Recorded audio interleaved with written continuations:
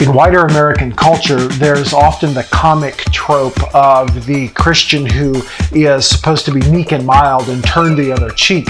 So what's the deal with this whole turn the other cheek? I guarantee it's not what you think it is. Hi, I'm Aaron. Welcome to Unapologetics.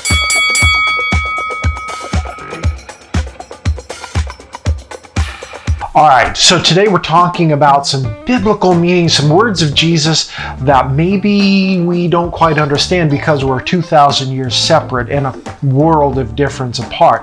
I'd like to introduce you to three concepts today that I first encountered out of this little book right here, Walter Wink's Jesus and Nonviolence, a Third Way. So I'll just set that right there so you guys can see that. Now, in this book, Walter Wink pulls out this idea of Jesus being not fight, not flight, but a third creative way to deal with evil and violence, okay?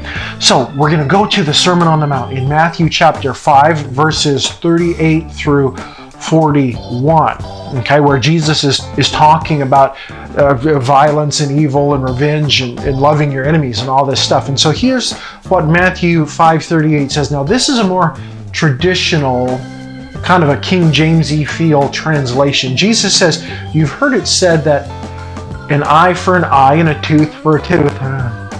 But I say to you, do not resist an evildoer. But if anyone strikes you on the right cheek, turn the other to them also. And if anyone wants to sue you and take your coat, give them your cloak as well. And if anyone forces you to go 1 mile, go a second mile." Okay, now all of these are really easily accessible in American culture. You see them, oh, go the second mile or turn the other cheek, right? Those sort of ideas. But we don't really understand these from what they really, these were like little bombshells in Jesus' culture, and I'd like to talk to you about them today. Now, the first thing we have to talk about is in verse 39, where Jesus is recorded as saying, "Do not resist an evildoer." Now, that's kind of it's not quite a right translation, and I could give you lots of scholars who that I reference in this. A better translation of the Greek would be, "Do not resist evil with violence."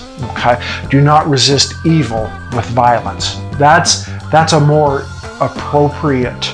Do not resist an evildoer. Does that sound like anything Jesus would say? No. I mean, he came to defeat evil. So why in the world would he say, "Do not resist an evildoer"? Duh. Now, let's keep going on here. He then says, "If anyone strikes you on the right cheek, turn the other one also." Now, I want you to imagine here. Now, here's where the culture comes in. This stuff's fascinating. In that culture, in the Middle Eastern culture, and it's still that way today, in certain cultures, the right hand is for good stuff. The left hand is for unclean stuff, like wiping your bum, okay? You eat with the right hand, you wave with the right hand, you shake hands with the right, you even hit with the right hand. So important was this idea of right only in that culture that in the Qumran community, those really strict guys and gals that wrote the Dead Sea Scrolls, if you even waved, gestured with your left hand, you got kicked out of the community for a time of penance, and you had to go for like 10 days of cleaning yourself. Okay, that's how important right hand only was. Okay, so now I want you to imagine this. This is a shame culture too, not a guilt culture like Americans. Oh, I feel guilty. They didn't care. It was shame. How am I shaming my family? Am I shaming myself? Am I shaming my people? Am I shaming my God? Right hand, shame culture. Remember those. Now it says, Jesus says, if anyone hits you on the right cheek. So, you're on that side of the camera and pretend we are facing each other in a conflict. This is my right cheek, right here. I'll keep my hand on it. How are you going to hit me? And you can only use your right hand. Well, you get it, right? To hit someone on the right cheek, you can't do that, and you do that. Okay? You do that. It's a backhand, and you all know what it means to be backhanded, right? A backhand is an insult. A backhand is I think you're beneath me. You are an idiot. You're a moron. You're a piece of dirt. And if you think about it, in Jesus' day, there was the Romans, and there was all these caste system hierarchies of the lowest of the low, just rich people, kings, all of this. Now, Jesus says, when someone does that to you and insults you, you're a piece of dirt, hits you on the right, turn to left to them also. What's that mean? You're meek and mild? Just the contrary, my friend. Imagine you turn your other cheek. Now you can only use your right hand. So I'm going to hit your left, which is on this side. How am I going to, can I backhand you and show you you're a piece of dirt? I've got to do this. Or slap you still, but more, it's more of a, in that culture, it's more of a, you're my equal, and we're equals together. No longer a backslap of a power differential. You're not a piece of dirt or a child that I can beat, or unfortunately women and slaves. That's awful, right? That was the culture. Now, Jesus is saying, turn the other cheek, which makes that person acknowledge you as a person of dignity, a human, a woman or a man of strength and resembling God. This is out of Walter Wink. I love it, right? It's a way of saying you are not going to demean me. You're not going to put me down. I am a person of worth. I am in God's image. I am. And I'm going to show you that. Now, compare that to the, oh, turn the other cheek, baby, and let me hit you again. Kind of meek and mild milquetoast, which doesn't solve anything. Doesn't make anybody any better. Just makes you into a punching bag. Who wants to be a punching bag? So Jesus is here saying, you're going to stand up for yourself, and you are going to show the dignity in yourself that God has given you inherently because you bear the image of God, and no one should treat anyone like that. We're all equals, so do that. Now, the second one here, Jesus really quick, these are fast, and if anyone wants to sue you for your coat, give him your cloak as well. Now, we don't quite get this because we're super rich people that, just so you know, I've got a thing for coats. Dude, I've got so many coats and jackets. I love coats and jackets. So, giving a person who's suing me a coat, might make me sad, but it surely wouldn't bankrupt me. Now, imagine 2,000 years ago when people were dirt poor, and the biggest social problem was indebtedness. When they had revolts and riots, the first thing they would do would go and burn the loan papers, the bank records, so that, in the pre-internet era, there's no record of me owing you money. In Jesus' day, they just didn't sell land through Realtor.com or Zillow. Land didn't go up for sale because it was passed on in Palestine anyway.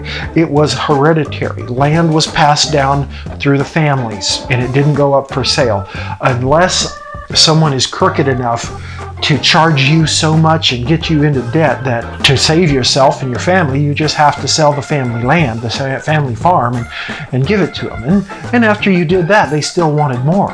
So what Jesus is saying here, you're so stinking poor, the only thing you own is your shirt, basically your long shirt, and your coat that goes over the top of it.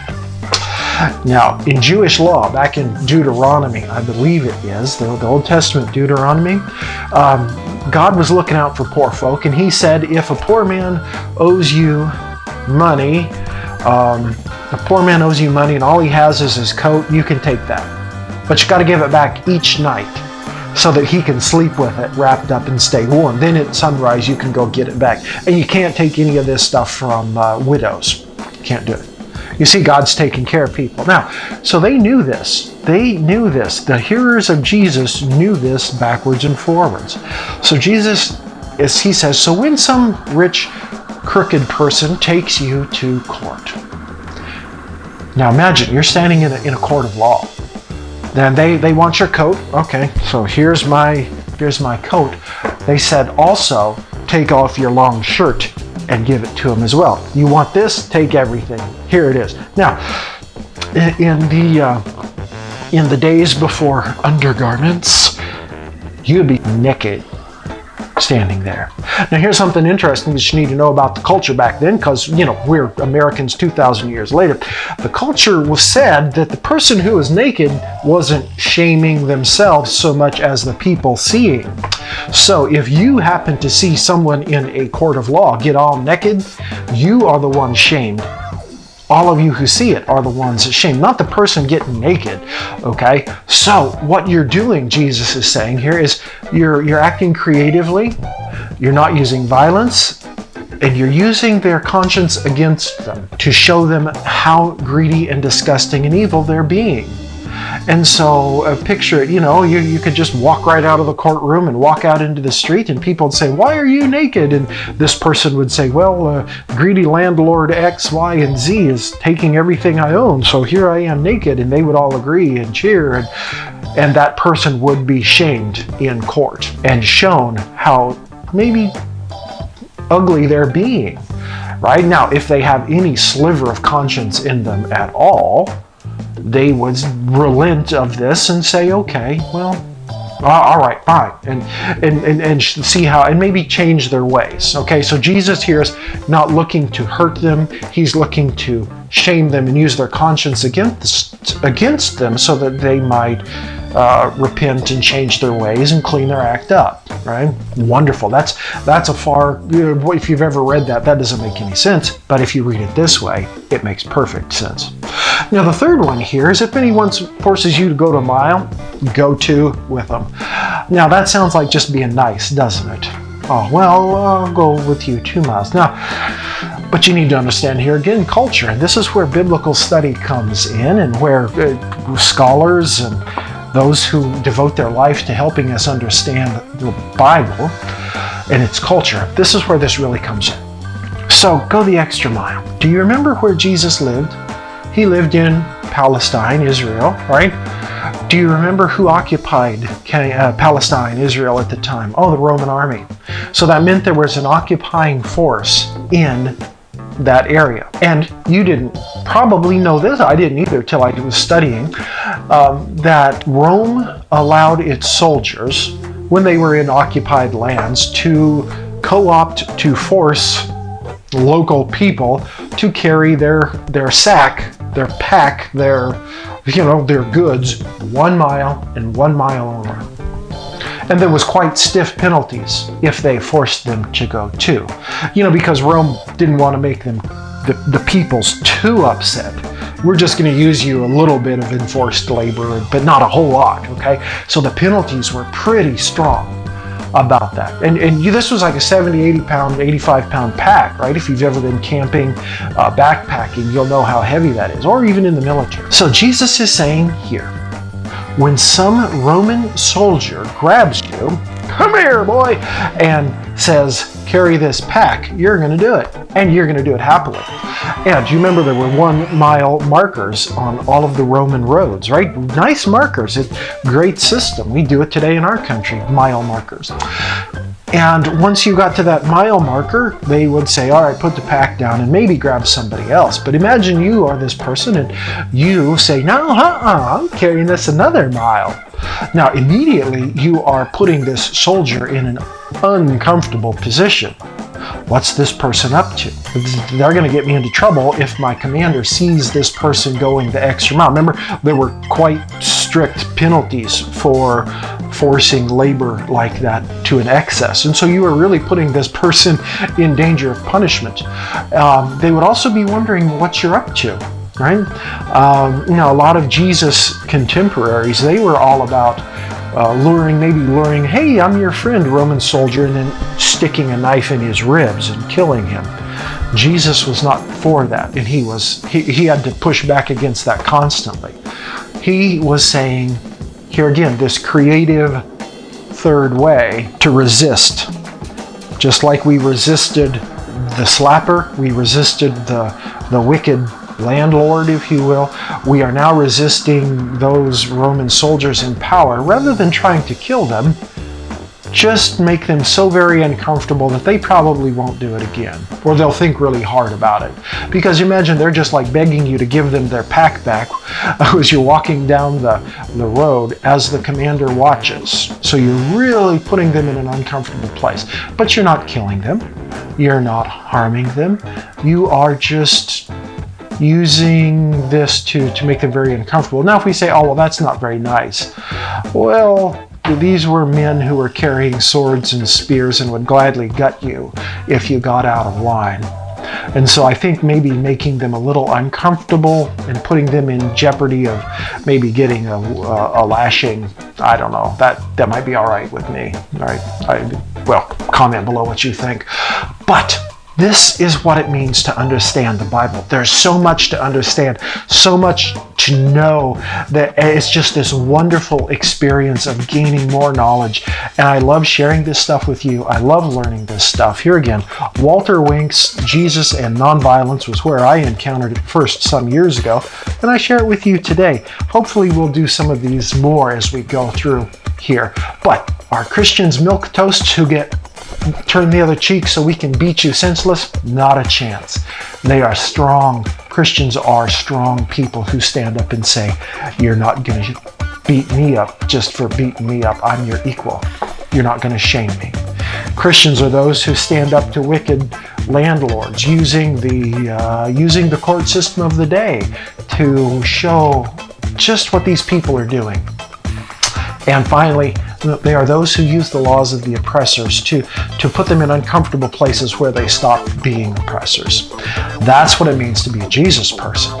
That's wonderful stuff. Thanks, and I'll see you next time. Oh, like and subscribe.